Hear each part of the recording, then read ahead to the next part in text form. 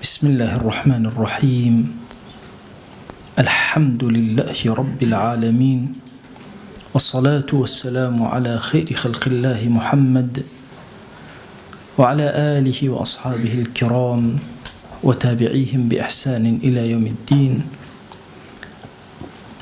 ربنا أرنا الحق حقا وارزقنا اتباعه، وأرنا الباطل باطلا وارزقنا اجتنابه. ربنا آتنا في الدنيا حسنة وفي الآخرة حسنة وقنا عذاب النار. برزان خوشوستانم، كتابي ناياب نازداري الذريعة إلى مكارم الشريعة، يكل كتاب زور ناياب كان كراغب أصفهاني نسويتي أمجل كوتا كان كتاب كان بشي كوتاي أم كتابا باسي الدنيا داري إنساني مسلماني كرد، و زۆر باسی فەضیلەت و گەورەیەی دنیا و مامەڵەی دنیا چۆن ئینسانی موسڵمان لەگەڵ ئەکات کە دنیا نابێت لێ بگەڕێ بۆ کافران و بێدینان، ئەبێت دنیا لە دەستی خەڵکی موسڵمان و دیندارا بێ. ئەفەرمێ کاتێک کە سەیری قورئانی پیرۆزەکەی دوو جۆر دەق ئەبینی لە قورئانی پیرۆزە. کۆمەڵێ لە دەقەکان باسی مسائلی دنیا زۆر بەزەم ئەکەن، هەنێکیان زۆر بە مەدەح باسی ئەکەن. ئەفەرمێ ئەم حاڵە کە ئەبینی لە هەندێک لە ئایەتە، ئەفەرمێ ڕەضوا بالحیاة الدنیا واطمأنوا بها، زەمی ئەو کەسانە ئەکا کە ڕازی بوون بە ژیانی دنیا و پشتیان کردوێتەوە و ئیتر پشتیانیان لێ کردوێتەوە. لە هەندێک شوێنیشان مەدحی ئەکا کە ئەفەرمێ وەستەعمەرەکم فیها، ئەم دنیای خوا بۆ ئێوەی خەڵق کردووە، ئێوەی وا کردووە کە تەعمیریکەن لەسەر زەویە. ئەفەرمێ بۆیە ئیمامی عەلی ڕەزا و ڕەحمەتی خوای لێبێ ئەفەرمێ الدنیا دار نەجات لمن فهم عنها، هەر کەسێک لە دنیا تێبگا دنیا ئەبێتە داری نەجات و ماڵی ڕزگاربوون بۆی. ودار غینى لمن تزود منها، ئەم دنیایە ماڵی دەوڵەمەندبوونە بۆ کەسێک کە بێوێ زۆهدی لێ بکا و لێ دوورکەوێتەوە، یان کەسێ بێوێ توێشووی لێ هەڵگرێت و کۆی کاتەوە بۆ ئاخرەتی. ئەفەرمێ هەموو ئەو خەڵکی کە لە دنیای ژیان بەسەرەبن دوو جۆر، جۆرێکن لە دنیا خۆیان ئەفرۆشن، جۆرە لە دنیا خۆیان ئەکڕن. ئەوانەی کە خۆیان ئەفرۆشن خەسارەتمەندن، ئەوانەی کە خۆیان ئەکڕنەوە لە دنیا هەردووکیان هەر بە دنیا خۆیان ئەکڕنەوە. بۆیە بینی پێغەمبەریان صلی الله عليه و سلم هانمان ئەدا بۆ دنیاداری و تعمیری سەرزەوی، فەرمێ دارێ بنێژە، نەک ئینسان نەک خۆت، طەیرێک هەر شتێک لەم داری خۆت ئەبێتە ئەجر، ئەبێتە فەزڵ، ئەبێتە گەورەی بۆ تو. یان ئەفەرمێ ئەفەلەم یەسیروا فی الأرض فینظروا کەیف کان عاقبەة الذین من قبلهم، یان ئەفەرمێ بۆچی ناچن بەسەر زەویە بگەڕێن، فەرموو ئەمانەی کە لە پێش ئێوە ڕۆشتون لە ئێوە بە قووەتر بەهێزتر جوانتر زەویان تعمیر کرد، هەمووشیان فەوتان. لایە ذەمی ئەکا لایە مەدحی ئەکا. بۆچی ئەم شێوازە لە زەم و مەدەح بەنسبەت ئینسانەکانەوە دنیا ئایا مەزمومە مەمدوحە؟ ئینسانەکانن وەها ئەکەن ئایا دنیا جوانە یا ناشیرینە؟ کەوابوو ئێمە دنیا خۆمانین بۆ خۆمان ئەیکەینە سەفینەی نەجات بۆ ڕزگار بوون، یا ئەیکەینە چاڵێک لە چاڵەکانی دۆزەخ بۆ خۆمان. هەموو ئەم خەڵکی کە لەسەر زەویە خەریکی ماڵداری و دنیاداریە ڕاغیبە فەرمێ سێ بەشێکیان ئەفەرمێ پەلاماری دنیا ئەدەن بەبێ حەد و حیساب، بەشی دووهەمیشیان بە تەواوی لە دنیا وازەهێنن، بەشی سێهەمینیان دنیا شەکەن و دینی شەکەن. ئەفەرمێ ئەم بەشەی سێهەمینە باشترین جۆرەکانن کە ئەفضل خەڵقی خوان لەسەر زەویە کە دێن لەسەر زەویە ئەم هەموو ماڵ و سەرەت و سامانە کۆ ئەکەنەوە لە پێناوی خودی خۆیانانە، لە پێناوی بەخشینەوەیە و لە پێناوی دروستکردن و تعمیرکردنەوەی سەر زەویە. بۆ ئەمە ئاەتە پیرۆزەکە فەرمێ وەکونتم ئەزواجا ثەلاثە فأصحاب المەیمەنە وأصحاب المەشئەمە والسابقون السابقون. ئەفەرمێ ئەصحابی مەیمەنە ئەوانن کە واز لە دنیا ئەهێنن، ئەصحابی شیمالیش ئەوانن کە ئەصحابی مەشئەمە ئەوانن کە پەلامار و منهەمیکن لە دنیایە. ئەفەرمێ سابقون ئەوانە دین و دنیایان هەیە هەردووکی. پێچەوانەی زۆرێک لە مفەسیرینەوە ئەوە فەرمە، چونکە زۆرینە مفەسیرینەکان وایان فەرمووە فەرموویانە ئەوەی کە تاو تەرکە دنیای ئەوە سابقی سابق. ئەفەرمە نە، سابق أو كسية دنياشي أو آخرتي أو هردوكين أفرمي هندك هاتون زور مراعاتي أو ينكلوا فرمي أنا ما دام وما خلقت الجن والإنس إلا ليعبدون أو كسي بس خريش عباته خويا قلاكلتو للدنيا دورة كيوتو أو السابق سابق الرغيب فرمي والسابق سابق نية أفرمي السابقين أوانا ك لناو دنيا ينسك الدنيا داري بشكل عبادة بشكل أخواناسي بشكل طاعة فرماشتي كينا وكضعف إلى فرماشتك هي فرمي الخلق كلهم عيال الله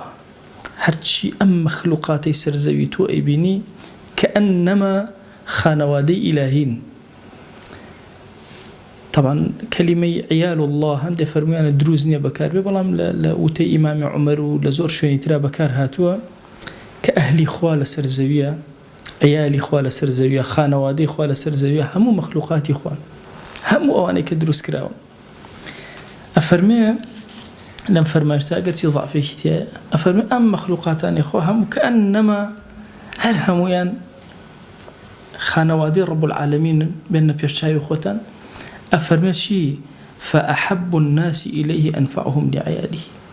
كي الله إخوة زور خوشي يستي كي زور ترسود بخانوادي إلهي بقيني كبريتي اللويك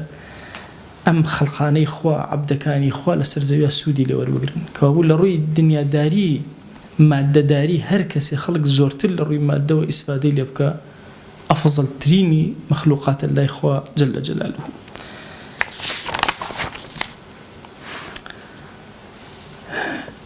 أفرمت شون إنسان أجر بدني تركه جناه باربه كسي كيجي جوانا داتي خوي باكو خاوين نكاتو بدني خوي مرتب نكا وترتيب نكا جناه باربه الله كسي كيجي بالضبط بلا ماري دنيا ندا دنيا داري نكا جناه باربتي أفرمي أبي الدنيا داري بك آخرة داريش بك هردو كان بيك وقريب دا بيك من فكرك راغب أصفهانية وكان درسك زور تركيزي لسردان أفرمي أجر كسيك والله كسي كسن هو هاي خريك الدنيا أبيتو هو شيء حرب طاي وازي لإهنتو هاش لو بين كاميان لحمويان قولتر أو كسيك لأنه خطركانية درس وهروازي للدنيا أنا وبكلي أفرمي قصي زور غلط الشريعة الدواء أما ينكلوا بكل توازن الدنيا بيني بلكو بعكسه بلا مر بدي أفرمي كي الخليفة كان هو جورة بيوان كوري خليفة أميري كي زور جورة على وازي لحمش تيجانا شو لأشكوتك دور كوتو وازي للدنيا هنا على براكين نامي كي بون نسي برام أجر أزاني أم إشي إما غلطك إما يتيان وإما ملكاتي أكين أو بقى مجواز بين بو وأشكوتانا فرمينا بعكسه تي إنسان كان سيبش هيانا الزور آزايا هشيانا الزور ترسنوكا هشيانا اللبيناي أوي كدور أكويتوا أيوة لشرب دور بي أما كسيكي آزاي بينا وتري كسي آزاء أوي كملكاتيش أكا وعدالتيش أكا بويا سلطاني خوالة سرزويا ملك عادل زور قوري يكي قلوان لجسي بري عرشي خوايا كي إمام عادل إمام عادل الزور قوري شؤوني مسلماننا ببريوا عدالة بربا أكا لسرزويا يعني أو كسيك سيبري خواه لسرزويا كي مليكك عادلة قوريك عادلة إمي إيمان دار أبي زور لم لا أنا هوشيارانا ما ملكين بزانين شون هلسو كوت أكين شون كاروباري خوت رك أخي لجيانا يعني زور كادي مالين كله بس بشي خوام هبه نا شريعة أغادي بينوتي بشي خوت تهبه زيادة هبه إيشك كارك إنساني إيمان دار نابل لما ميدانا دواكه لما ميداني الدنيا دارية أبي الرقمي شي زور بهيز به بويا رحمتي خوالا راغب به أفرمي كي دروس زور مال كوكاتو كي دروس كم مال كوكاتو طبعا نظرية لفكري إما هي بعام تصور كان أجر بياوي كي مسلمان باردار بمن الله أهدفر مو بحساب خوشي بمسلمان زاني أو بارا كوكاتو وكان بعكسه أفرمي بالضبط بيننا بيشاي وخوتان على الدنيا وكم ماروا يا مار أجر كسي حكيمي زوردانا بيت مارق لماله وراقري إيشي بماره زهركي درهينه درماني لدروسك أيدا بخلق خلق إسفادي لأكا خوشي لو شي هند جاري ياريك بكالك الأماريه على أجر كسي كتير بيقول والله مجوك أو حكيم ماري لماله وراقري مار قلو أكا وتشاشي أكا وزهري بر أكات ولا بربي ويدا أفرم بالضبط أو هذا أو كسيك خريكي دنيايا وكسيكي تشاكا حكيمة باش عالمة تيجيشتوا واجبە لەسەری کە بچێت ئەم دنیادارێ بکە ماڵی زۆری هەبێت چکە ئەم ئەزانێت لەکوێ سەرفیکە وە چۆنی پێیەکە وە چۆنی سەرفکە هەردوو تەرەفەکە. بۆیە ڕەحمەتی خوا لە ئیمامی عەلی بێ ئەفەرمێ ئەگەر کەسێک هەموو سەر زەوی پێدرا هەر هەمووی لەبەر دەستی ئەوە بوو تەنها مەبەستی لەمە وەجهی خوا بوو ئەویست لە پێناوی خوایە کۆی کاتەوە کۆی ئەکردەوە شەو ڕۆژ باشە سەرفیشی ئەکردە لە پێناوی خوا ئەڵێ ئەم کەسە پێوتێت زاهید. ئەگەر کەسێک حەجی نەبوو لەسەر زەویە هەر هیچ شتێک پێ ناوترێت زاهید کاتێک کە پێ ئەوترێت زاهید ئەبێ بەڕاستی لە دڵیە هیچ شتێک لە دنیا نەمابێت تەرکە دنیا بێ با ماڵ لە دەستیا هەبێ ئەفەرمێ بۆیە هەر پێ ناوترێت زاهید با وازی لە هەرچی دنیاشە هێنابێ بۆ چونکە ئەم کەسە نەیکردوتە نەبووتە عابیدێکی حەقیقی خوا جەل جەلالوه چونکە عابیدی حەقیقی خوا گرنگ نییە ماڵ هەبێ یا نەبێ گرنگ ئەوەیە چۆن مامەڵە ئەکا لەگەڵ ئەم ماڵە ئەم داهاتێکەوە ئێتە دەستی. دنیا بۆ هیچ کەسێ بەقای نابێ و دەوامی نابێ بۆی ئەفەرمێ ئەو نەزرە ئەو تەسەوڕاتەی کە موسڵمان و خەڵکی دیندار ئەبێ بێ مادە بێ ئەبێ فەقیر بێ ئەبێ جڵدراوە بێ شڕ بێ ئەفەرمێ مەفهومێکی ئیسلامی نییە. أفرمي ومن تصور ذلك هاش كسي جوان لما تيجيج لم فكره ومفهوم علم أن الله تعالى قد أباح الدنيا كلها لأوليائه همو الدنيا إخوة جل جلاله حلال كده بو كيبو وليكاني خوي وليكاني خوا أبي لخلق دولة من تربن هبو تربن بلا ماري دنيا زياتر دابي كويان كرد بيته شكا أمان أزانا تشوني سرف كانوا لكوا داين الله چونکە ئەمان ئەزانن بەو شێوازە کۆی ئەکەنەوە کە خوا لەسەری واجب کردوون بەو شێوازە سەرفیەکەن کە خوا لەسەری واجب کردوون. بۆیە خوای گەورە فەرموویەتی ئین الأرض لله ئەم کوڕی زەوی هەمووی مڵکی خوایە هەرچی تایە هەموو شتێکە مڵکی خوایە. ئەفەرمێ یوریثها من یەشاء من عیباده ئەیدا و ئەی بەخشێ بە هەندێ لە عەبدەکان کە خۆی ئیرادە ئەکا عیبادی چکەوانە عەبدی ئەون و پێیان عەتا ئەکا وەلی ئەون والعاقبة للمتقين عاقبتك بو شيء متقي سواء هيتي يا نيتي. يا أفرمي أن الأرض يرثها عبادي الصالحون كي أبي تخاوني الزوي خوا أو عبداني من كزور صالح بويا راغب فرمي أواني كزور ولي خوان أمان الله مو كزياتر أولاترن بويك دزبرن بومال وكاركن وكسابتكن دير لزماني راغبة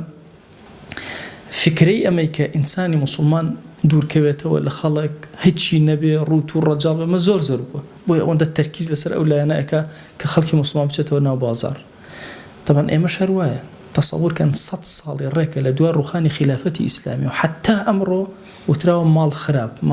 ماڵ خراپ زوهد کە لە وەمەزانیوە زوهد لە دنیاوە هیچت نەبێ جلەکان شەڕ بێ بەڵام لە شەریعەتە ئەوها نییە. شەریعەتە جوانترین حەڵاڵەکانی خوا هەر هەمووی بەکاربێن لەسەر زەویە و ئازاترین کەسی ناو بازار بە ئەمە زاهیدی حەقیقی ئەمە ئەو کەسەیە کە لە شەریعەتە ئەمری پێکراوە کە بچی ئەم کارە بکات. دنیا هەمووی بە ئیقتصاد ئەچێ بەڕێوە ناکرێ خەڵکی موسڵمان بێ ئیقتصاد و بێلانە و بێخانە و فەقیر و یعنی دواکەوتوترینی ناو کۆمەڵگا بڵێ وەڵا خەڵکە موسڵمانەکەی بەعەکسەوە. یعنی دیقەت بدەن لە سر و حکمەتی ئەو کەسانەی موسڵمانە بن. یەکەمین کەسکیە موسڵمانە بێ خەدیجە ئافرەتی زۆر دەوڵەمەند دوای ئەوە لە پیاوانە ئەو بەکر پیاوێکی زۆر دەوڵەمەندەکان پەلامەرەدەن و دین هەڵاگرن دواتر خەڵکەکەی تریە لەسەر دەستی ئەمانە ئیمانە هێنێ. بۆیە ئێمە تەسەووراتمان ئەوها بێ بڵێن نە ئیلا خەڵکەکە ئەبێ هیچی نەبێ ئەبێ ڕوود بێ ئەبێ ڕەجاڵ بێ نا ئەم مەفهومە بۆیە حتا ئێستش ینی ئەم مەفهومە اعتیادی ماسایەکی ئاینی سیارەیەکی بێ برا ڕۆ چۆن ئەبێ ماسایەنی ئەوە ئێستا تۆزە باشترە مودەتێ لەوە پێشتر هەر نەبوو سیارەش لێ خوڕ باشە فکرەکە بۆ لەوە ئەچێت لە ئەسڵیشە ئەم فکرە خەڵکی موسڵمان دای نابێ خەڵکی کافر لە دوای ڕوخانی خلافەت دای نابێ بۆی خەڵکی موسڵمان دایان مەرکوب بێ لە دواوە بێ ئیشیان لەسەر کردوین. ئێمە ئیماندار چۆن فکری خۆت ڕێک ئەخەیتەوە چۆن کار و کەسابەتی خۆت جێبەجێ ئەکەیت. ئەو کەسانی کە ماڵ هەڵ ئەگرن کۆ ئەکەنەوە بەبێ عیلم و زانست و زانیاری ئەفەرمێ عقوبەیان هەیە کە تێنەگەیشتی لە ماڵ عقوبە ئەدرێ. عقوبە دانەکە چۆنە؟ ئەفەرمێ عقوبەتێکی ئاشکرامان هەیە کەسێک مەسەلەن بەبێ حەقی خۆی پەلاماری ماڵی خەڵک بە مەسەن دزی لە خەڵک کە ماڵی خەڵک داگیر کە شتێک لەم بابەتانە یان زەکاتی ماڵەکەی دەرنەکە کەمانە هەموو حقوق لەسەر ماڵ ئەفەرمێم کەسە بە ئاشکرا خوای گەورە عقوبەی ئەدا ئەو کەسەی کەوا بە دزی ماڵ ئەشارێتەوە بە هەر شێوازە لە شێوازەکان و فێڵەکە ئەفەرمێ خوا جەل جەلالوه زۆر بە پەنهان عقوبەی ئەدا بەبێ ئەوەی بەخۆی بزانێ عقوبەکەی چۆن ئەبێ ئەفەرمێ هەر کەسێ لە دڵیا لە فەرمایشتێکە هەر کەسێ لە دڵیا حوبی ماڵ دانرا خوا سێ عقوبەی ئەدا عقوبەیەکیان مەشغوڵی ئەکا کۆتایی بە مەشغەڵەتی نایە خۆشی نازانێت لە پێناوی چییە هەر ئەڕوا پەلامارەدا مەشغوڵە بێ خۆشی نازانێت چیەکە دوو تووشی فەقیرێک ئەبێت قەت تێر نابێ قەت خۆی بە دەوڵەمەند نازانێت هەر خۆی بە فەقیرە زانێ هەر پەلامارەدا هەر مەحاولە هەچیشی بە هیچ نابێ وەلەو ماڵیش لەبەردەستیا بێ چونکە چۆتە ناو دڵی وە کۆمەڵی هیوای ئەبێ بە حەیەت هیوەکەی نایەنەدی هەر هاوڵەدا بە دوای ڕای چیش بۆیە ئەفەرمێ ئەگەر بە خەفی دەست بر بۆ ماڵی حرام بە خەفی خوا عقوبە دەدا ئەگەر بە ئاشکرا دەست بر بۆ ماڵی حرام بە ئاشکرا عقوبە دەدا ماڵەکەت لێ وەرەگرێتەوە ئیفلاسی پێکە ئەتخە بەڵام ئەمیتریان ماڵەکەت لێ ناسەنێتەوە بەڵام عقوبەت ئەدا بە ماڵەکەت بۆی ئەفەرمێ إنما يريد الله ليعذبهم بها في الحياة الدنيا وتزهق أنفسهم وهم كافرون خوا بم دنيا كافران عقوبة بدا عذاب بدا خو ليان ناس نتو دنياك نا لجر أم دنيا زليليانك لجر أم مالا زليليانك أفرمي حتى ما أتى في روزك أفرمي ومن أعرض عن ذكري فإن له معيشة ضنكا ما بس أولنية إترهيتشي نابي أم كسب بشتي كرد ذكر نا كبشتي كرد خواناسي معيشتي شيبه جياني شيبه بلام جيانك كبر أبي لعقوباتي نهيني عقوباتي بنهان قاعديك من هي الأصول فقه فرمي الجزاء من جنس العمل خواه جل جلاله سزايا پاداشته لهاويني كردوكي خود أداته كردوكي بأشكرة عقوبك أشكرة بپنهان عقوبك بپنهان بويا بيا باشك گوناهێکی کرد زۆر بەدزی تەسەووری کرد خوا عقوبەی با دوای وتی خوای گیان کوڕ خۆ گوناهەکەشم کە عقوبەش نەدام فەرمای عەبدەکەم ئەوە نییە چێژم لە نوێژەکەت لابرد ئەو عقوبەکە مەرجە شتێکی ئاشکرا بێ فەسحەت کەم حیات چێژم لێ بردیتەوە چێژ لە دوعا چێژ لە نوێژ چێژ لە ذیکر چێژ لە تاعەت چێژ لە قورئان خوێندن عقوباتی خوا جەل جەلاله زۆرە چۆن پاداشتەکانی زۆر عقوبەشی زۆرە بۆیە لە ماڵە ئینسانی ئیماندار کەسێکی زۆر ئازا زۆر جەریء لە بازاڕە ئیش ئەکا بەڵام دنیا ناخاتە ناو دڵی دنیا لەسەر دەسەکانیەتی لە پێناوی خۆی ئەی بەخشێ سەرفی ئەکا دڵی خەڵکی پێخۆش ئەکا دڵی ماڵ و مناڵی خۆی پێخۆش ئەکا حاجەکانی خۆی پێ جێبەجێ ئەکا هەموو ئەجرە فەزیلەتە بۆیە نووسرێ خوا پێی خۆشە ئەثەری نیعمەتەکانی خۆی بەسەر عەبدەکانەوە ببینێ ئەثەری نیعمەتەکانی خوا بەسەر خۆیەوە بە گەورەیی پیشان ئەدا بە ڕەب العالەمین بۆیە مفهومی ئەمەی کە ئێمەی موسڵمان پێمان وابێ ئەو کەسەی جل شڕ و داما و ڕوت و ڕەجایتە بڵێن ئەمە ئەفضەلترین لەناو کۆمەڵگایە نا بەعەکسەوە حتا پێغەمبەری خوا صلی الله عليه و آله وسلم جوانترینی جلەکان ئەکڕێ باشترینیان ئەکڕێ مەجارێکیان ئیمامی عومەر ڕەزا و ڕەحمەتی خوای لێبێ پۆشاکێکی زۆر گرانبەها لەناو بازاڕە بینی یەکسەر کەسەکەی بان کردوتی وەرە ئەزانم کێ لێتەکڕێ بردی بۆ لای پێغەمبەر صلی الله عليه وسلم يا رسول الله عباية تو زور جوانا هل تو جوانا يا رسول الله صلى الله عليه وسلم خوش اسمان لي كري وهكذا أم برنامج شيرين وبيروزي إسلام شتيق نماوة سوچيق نماوة كفراموشيك كاري لس برنامج بوداناوي إيشي بوداناوي بويتوي مسلمان چون لناو دنيا دارية چون لناو دين دارية أبي بلايكت هبه لناو دنيا داري شهر أبي بلايكت هبه داوما لذاتي باكي پروردگار رحمته بزي وكرمي خوي بسرمانا ببارينه خويا لد أبارينه ولد ألالينه وإيمان من سلامتك يا ربي خويا داوات لي أكين برحمته وكرمي خود ببزي خود أو أن الدنيا ما مدري محتاج حرام نبيني يا رب العالمين أو أن حلال ما مدري محتاج حرام من مكة يا أكرم الأكرمين يا ربي خويا بمان جرى لو كساني الدنيا لنا ودسيان نقلنا ودليانا يا ربي خويا جان داوي شاككاني دنيات اللي أكين داوي شاككاني آخرة اللي أكين خويا جان شاككاني دنيا وآخرة من في عطاك يا رب العالمين إلهي بمن جرى لو عبداني كلام دنيا سريان برزة كلو دنيا سريان برزة بمن جرى لو عبداني كلا لا يخد يا إلهي نبيان تومار أكي نبيان ذكر أكي لما لا أعلى يا ربي خويا هر گناه کردو من بأشکر عفو من که گناه کردو من و پنهان لمن خوش به گوناهێ نەمانزانی کردمان عەفومان کە، گوناهێ زانیمان و زیادە ڕەویمان کرد خۆی لێمان خۆش بە. ئیلاهی قسەیەکی هەڵا، فکرێکی هەڵا بە زمانمانە بە فکرمانە تێ ئەپەڕێ داوای لێبوردن لێ ئەکەین یا رب العالمین. خۆی ئێمە ئینسانین تووشی هەڵا ئەبین، تو گەورەی خۆت لێمان خۆش بە، بمان بەخشە، عەفومان کە، بەزەیی بەسەرمانە ببارێنە، کەڕەمی خۆت بەسەرمانە ببارێنە، لێ خۆشبوونی خۆت بەسەرمانە ببارێنە. ئیلاهی دڵمان پڕکە لە ئارامی، ماڵەکانمان پڕکە لە ئارامی، شارەکەمان پڕکە لە ئارامی، گۆڕەکانمان پڕکە لە ئارامی، وڵات و نیشتیمانمان پڕکە لە ئارامی. أمتي پیغمبر صلى الله عليه وسلم يا إلهي برك الآرامي، إلهي رحمته بزي خد بس المسلمان جهانا ببارنا، إلهي رحمته بزي خد بس المسلمان غزة ببارنا. خويا سركوتني أن بعطاك، خويا جان 6 صالة أما يكمن شرك ما ندستو يخلق الكافرانا، يا إلهي داوال لي أكين بس سركوتني مسلمان كوتاي بينا، حفظي ما أقول منالي مسلمان يا رب العالمين، سرشوريان كخويا يهود ونصارى سرشورك. إلهي داوال لي أكين بناوي جوانا بصفتي برزي باسمي عظمت رحمتي خود بس المسلمان جهانا ببارنا. إلهي داوال لي أكين بقوري خود بكرمي خود بخوا أمتك بيغمر صلى الله عليه وسلم زور بيكسو بينازة تنها تو من هي دي خواتو خود وربهانا منو يا رب العالمين. خويا جان أم إيمان دارانا لخزمتي كلماتي أم بيا وقورا لم شوينا كوبينا، رحمتي خود بسرمانا ببارينا، كرمي خود بسرمانا ببارينا، عفوي خود بسرمانا ببارينا، لمن خوش بيا رب العالمين. تو قوري خود خوايا همو حاجة كاني دنيا من شار سركة، أو من بحال مال دارك، أو من بمنال منالي بعطاك، أو من بمنال منالي صالحك، أو من نخوش الشفاء وابنير يا رب العالمين، أو من قرزار قري سرشاني سوك، أو من كم رزق رصي حلالي زيادك. إلهي داوال لي أكين أو من قناه بارة وبكاني قبولك. خواه هداية من بدأني وشوان من بقرب وخير، دور من خرا ولا خرابة لبيش من ناشرين كي يا رب العالمين. يا ربي خواه داوال لي أكين جراي مسلمانا آزادك، يا ربي خواه جان صبوري ومسلمانا بنيرة. إلهي داوال لي أكين برندارة كان شفاء وبنيرة يا رب العالمين. خواه جان لما جسوا أمانة يخوش ويستي ضلمان بوبيغمر صلى الله عليه وسلم بنيرين. يا إلهي الصلاة ويضل إياما بوخوش ويستمان بقينا يكنا ومن لخزمتي أبينا، صلاة وسلام يخد بسر يا ببارينا. إلهي لد أبارنا ولد ألالينا وبأندازي دنكي هنا ركاني هلبجا الصلوات ودي داري بيغمر صلى الله عليه وسلم أنيرين بيبقينا. آمين آمين والحمد لله رب العالمين، وصلى الله على سيدنا محمد